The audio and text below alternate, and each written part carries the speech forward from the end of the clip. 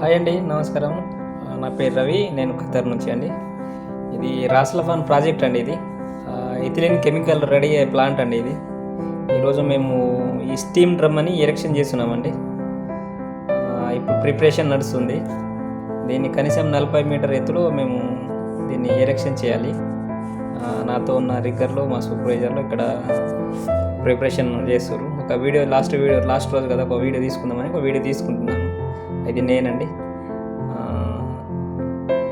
Steam drum అండి. దీని wait కనీసం 240 టన్నులు ఉంటుంది. చాలా పెద్దగా ఉంది, చూడండి. కనీసం మన ట్రైన్ లెక్క కనబడుతుంది కదా. ఇది ఒకటేసారి దీనికి లేబట్టే క్రెయిన్ కెపాసిటీ ఏమో 1650 టన్నుల క్రెయిన్ ఇదండి.